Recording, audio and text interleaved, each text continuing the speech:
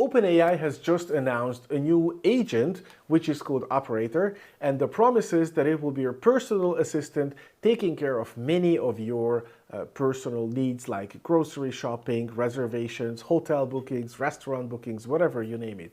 But what's under the hood? How does Operator actually work? Let me show you. I have created this really small and a little bit cliché agent that will tell us what the weather is like in Budapest. And now I'm going to run it and hopefully I will get a quick response, which is the current weather in Budapest is clear with a temperature of 5.9 degrees. That sounds about right. I've just been out an hour ago and that is pretty spot on estimation. So yeah, that's how an agent works. Let me show you what happens under the hood.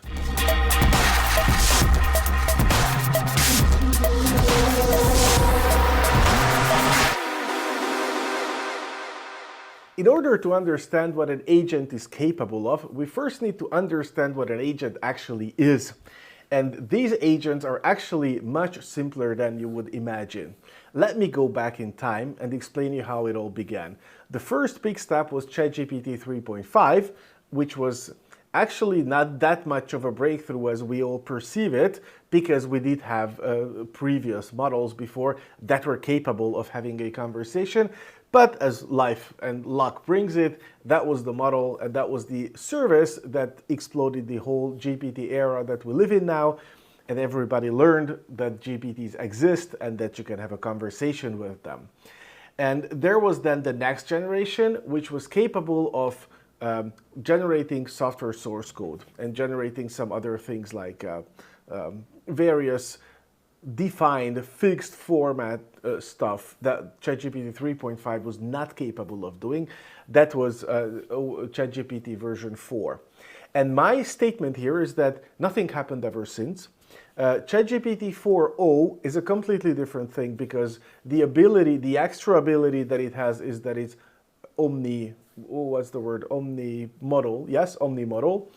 Which means it can process video, it can process images, it can process sound, it can generate a lot of things. So that's modality that changed, but not the actual capabilities of the LLM. And then came O1, and O1 is really nothing else than ChatGPT 4 fed back to itself. So what O1 is you give it a task, it sends the task, the question that you have given to ChatGPT 4, gets the answer, and then takes the question and the answer and gives them to ChatGPT 4 with the instruction, is this answer a valid and good answer to the question that was asked? And then ChatGPT 4 verifies itself without knowing that it's verifying itself and generates an answer that says, yes, this is a good answer because this and that. And then it does the same thing once more, actually. It sends the whole package back again to ChatGPT 4 that evaluates if the verification was correct. And interestingly enough, this works. Needless to say, it takes a whole lot more time, which is why O1 is actually taking a whole lot more. And sometimes it generates code and then code needs to be executed. So there's a whole lot going on in the behind the scenes, but that's what O1 is. So O1 from where I see it is not that much superior to 4. And if we would sit down now and just for practice do the same thing, we would get somewhat similar results. Not the same, because obviously O1 is more than this. O1 does have a better trained 4 model, GPT-4 model, which was prepared for these kind of verification questions and knows much better how to verify results than the original 4 did. Nonetheless, this is what the architecture looks like. And now, today they have announced Operator, that's the name of the new agent. But before we get that, let's talk about agents. I turned to Amazon to help me explain what AI agents are, and I found this really lovely little drawing that I think really grabs the most important aspects of an AI agent. So the point is, we have various tools, like we have the user, where the input is coming from, we have data, we have metadata, we have a language model, we have email, we could have many more tools, we could have restaurant reservation tool or data on flights, blah, blah, blah, you get the idea, many tools. And what an agent is, essentially, it has a list of these tools, and it gets the question, which tool is appropriate to solve the question? And then comes the actual question of the user. And the first thing that an agent does is evaluate which tool is best fitted for the given problem. Let's imagine that this time we're willing the assistant, the agent, to write an email for us. So very obviously, this will be an email tool. And then the email tool is invoked, and the email tool can use a large language model or whatever other means necessary and just say, this is the question that you need to answer. And then the given tool will do that. So it's actually pretty close to what you could do if you had enough time, but basically it does ease the whole procedure for you. So how do you write an email? Typically, you go to your email client, which could be Gmail or Outlook or whatever it is, and then start writing an email. You did this mentally in your head, you chose the tool that you use for emailing. Instead of that, the agent can choose it for you. Is this revolutionary? We'll go back here. Is this revolutionary? Is this going to change the world? I really don't think so, honestly. Like, if you were to book a flight now, you would probably use your favorite flight booking site, whatever it is. The fact that an agent can choose it for you will not change that much. That's what my personal belief is. And what happened today, or actually 20 hours ago, was that OpenAI always goes on the logical route. And when I first heard of agents, my thought was, okay, let's build an agent that knows all the tools, that knows my email, that knows my calendar, that knows my restaurants, my favorite restaurants, that knows my food ordering, blah, blah, blah, all the data, just put it into one big agent, and then it will be like a personal assistant that I can say, do this, do that, make me a calendar entry, send an email, remind me of something, and it will just use the proper tool for that, right? And then I kept on thinking like, okay, I am probably not that different from you or he or she or anyone else in the planet. We pretty much all use the same tools, right? Maybe one of us is using Outlook while the other is using Gmail, but it doesn't matter as much. It's still the same procedure. And that made me think, if I had an agent that is publicly available to everybody for money, of course, and it would have all the necessary connections to all the necessary tools, then we could have kind of like this setup procedure where you would tell the agent about your favorite restaurant, and then it would set that up and set up a whole database about your habits and preferences and whatnot. And then you could start using it as a personal assistant. That is exactly what OpenAI did with Operator, except for the fact that they, being a huge player on this market, they just went to different entities and said, hey guys, do you want us to make a tool for you that the agents can use? I imagine that's what happened. And I am pretty much inclined to think that nobody said no. So they were like, yes, of course, whatever you want. We're talking about the AI era for a while now. We are talking about the API era for a while now, which means that companies are no longer only offering their services and products to users with web browsers or mobile phones, but also to computers through APIs, which are basically the same thing, but in a standardized, computerized way of communication, which can be embedded into other software and then used from there. That's what an agent is, okay? So now we know what agents are. Let's watch OpenAI's demo for the new thingy. I started watching the demonstration that OpenAI put up about Operator, and immediately in the first 8 seconds, I stopped it because there is something interesting in this scene. Not my fumbling with the mouse, that's not interesting at all. Here is the thing, there are some examples, and under each example task that you could give to Operator, you have a little icon. You see that this is Priceline, this is HipCamp, this is Booking.com, this is TripAdvisor. Immediately under the specific example, it already shows which tool it would use. And then if you come here below the interface, you will see a lot of categories like travel, shopping, local services. These are all groups of tools that the agent can actually use. So I am still saying that all this is 2 questions to ChatGPT-4. The first question is, here is a list of tools, select the one that you could use to answer this question or answer this query, and then the query. And the second one is send that query to that specific tool. That's pretty much all that's happening. And it says like it has the exact same input as ChatGPT 4 has, because actually it was the same in ChatGPT 3.5, because what's happening is we are using the same thing again and again in a different setup. And what is very important to understand from all this is that nothing brand new has happened. It's not terribly new. This is something you could do yourself if you wanted to, just by listing the possible tools and giving them to an agent. And here I am super surprised that he actually had to specify the tool that he's going to use, which was Instacart. Guess it's a shopping application. I'm not familiar with it, very honestly. So that's what he would actually use. He had to choose the tool himself. It's not an agent anymore. It's just a default prompt that you have to select manually. Like at this point, this is just ChatGPT 4 all over again.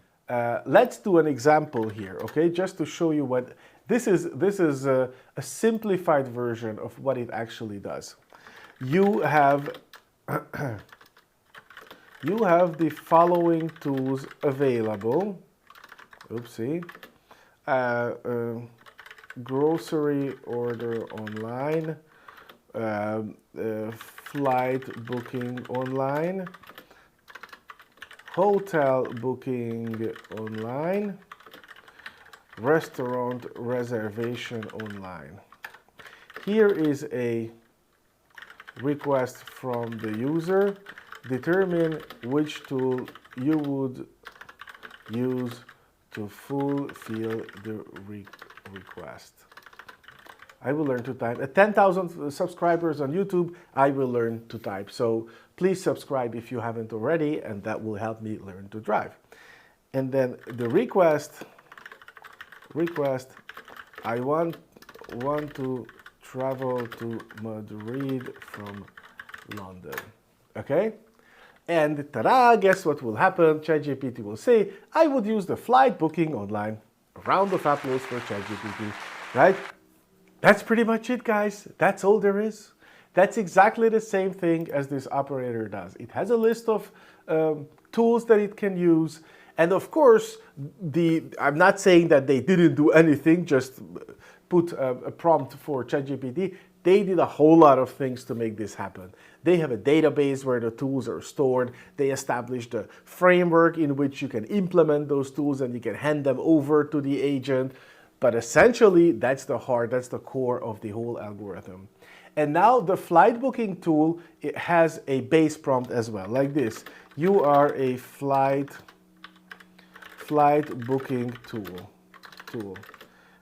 You generate JSON objects, which are computer descriptions of certain pieces of data. JSON objects to reserve a flight. A JSON object looks like this. From city to city. Departure, date, return, date, okay? Of course, it's way more complex than that. I know, I'm just making this up as I go and try to demonstrate what happens in the next step. Generate a JSON like this from, what was it? From London to Madrid on the, whatever it is, 24th of January, returning 31st of January. Okay, that's what the fly tool actually does. And ta-da, now we have this. Again, I'm oversimplifying here because of course the fly tool will call this with the specific data, but then it will take this JSON generated and send it to the actual flight reservation service. And then the flight reservation service will come back with some message that says, your booking number is this and that, or booking failed because the flight is already booked or whatever else. And then the flight tool will give that to ChatGPT-4 and again say, okay, this is the result. Please analyze and give me the final result. And the user will get the final result back. And the original request was, I want to travel from Madrid to London. I'm sorry, to Madrid from London. And the return value that the user actually sees is what the booking company actually replied. And the user will be like, wow, I told the agent to book my ticket and it did, amazing. Which it is, it absolutely is amazing.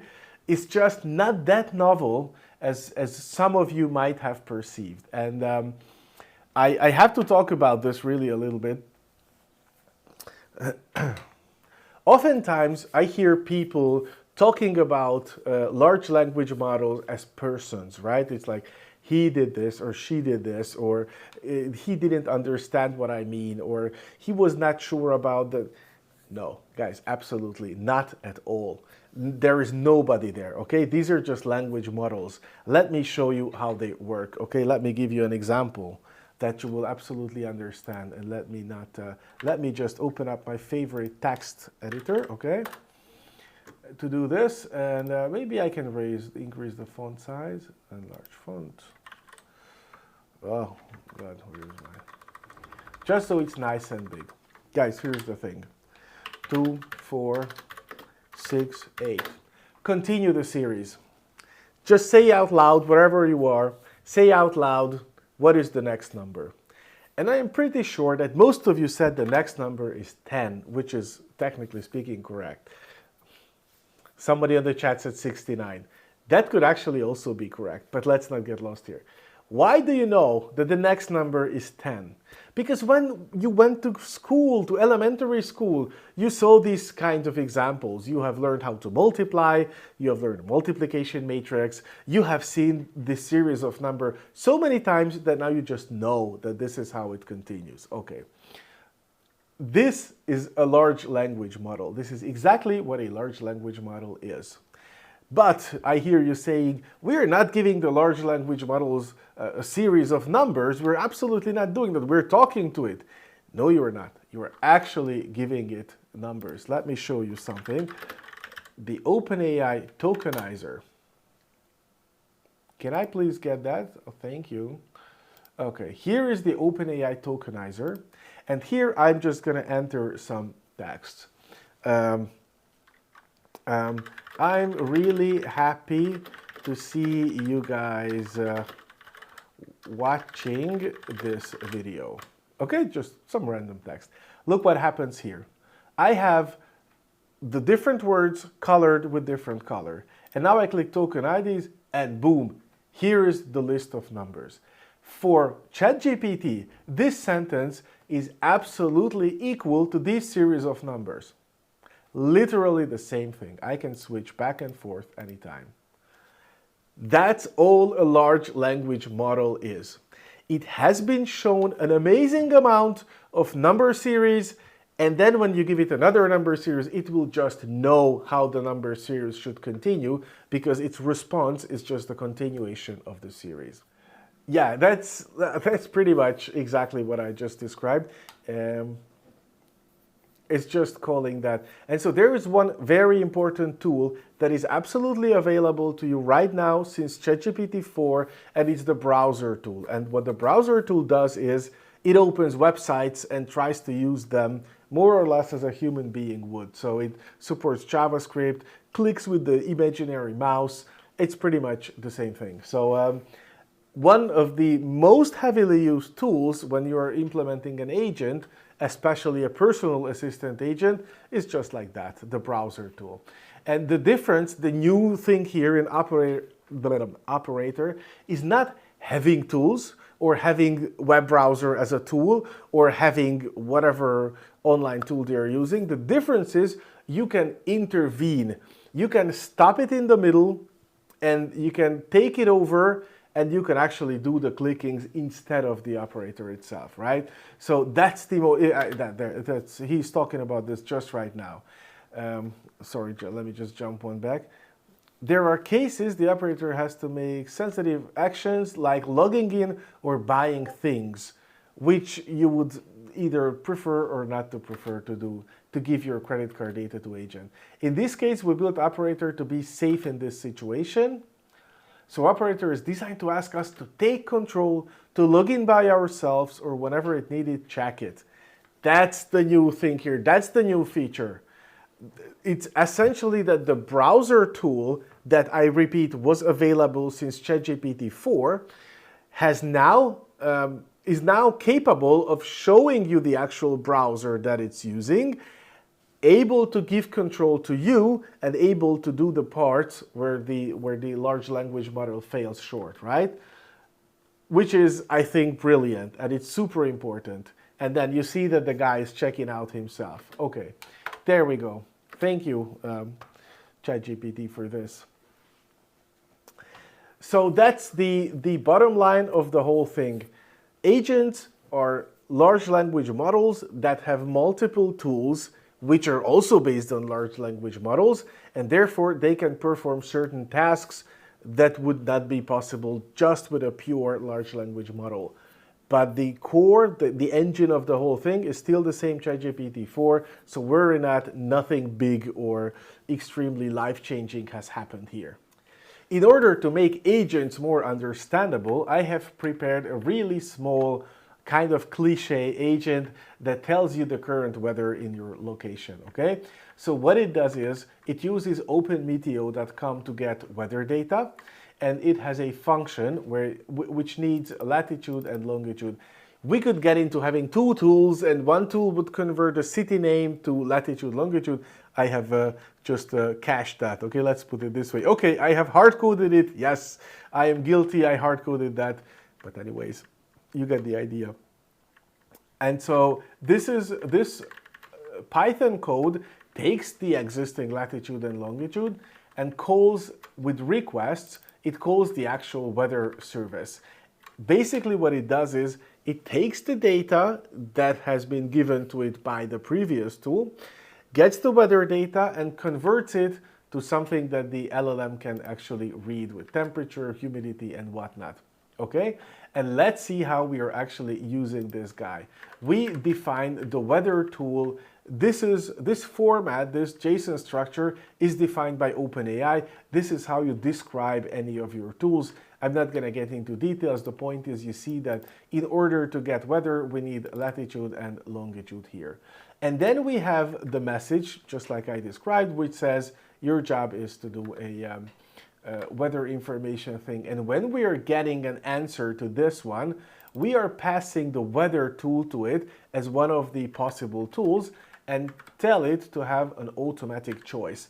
In case of operator that we have seen the demo of, this list is way longer. You have a restaurant booking tool, flight booking tool, and all the other tools are listed here. And all the other tools are these gigantic JSON structures that describe how the given tool works. Like a restaurant tool would need a number of people and the date and the time, that kind of stuff. And so what happens is we process the response of that, which comes back with a list of tool calls that need to be executed. And then we are the ones responsible, the Python code is the one responsible to execute those tool calls, right? Here you see we get the arguments back from the LLM. So what the LLM did was prepare the data for us, but we are the ones that actually have to call that given tool. And here the weather data is something that we have gotten from the getWeather function in Python, okay? That's not LLM magic. That was done by Python code. And then we call it once more, just like I described. We need to call it again with the return value of the tool, which is the weather, but in this JSON format, yeah? So this is an API, computer talking to computer part. That's what we return when the tool was called about the precipitation and weather and whatnot. And then we are going to use the LLM again to convert it to a human readable version. And watch what it does. What's the weather like in Budapest? And you get the current weather in Budapest is 5.9 degrees with a humidity of 77%.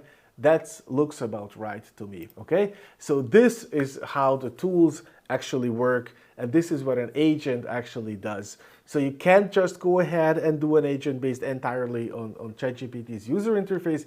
You need Python code for the agent. But it's still nothing else than picking the tool, executing the tool, processing the tool's output. In cases when there are multiple steps, so for example, if you say, I want to have a dinner in Paris, then it will go look for a flight booking tool, a hotel reservation tool, and a restaurant reservation tool, and use the output of the previous tool to generate the next one. So if your flight is for the 31st, then it will book your hotel from the 31st, and it will book your restaurant to the whatever 1st of next month, so you surely get there in time, right? That's what an agent does. That's how it works. It's a series of calls to the same LLM that you probably use every day. Thank you very much for watching. I hope you learned something about agents and now you have a clearer view on how these exciting new tools work. And I will hope that I will see you in the next video. To make sure that happens, please subscribe to my channel. That will make it much easier for you to find me next time. Thank you for watching. Bye.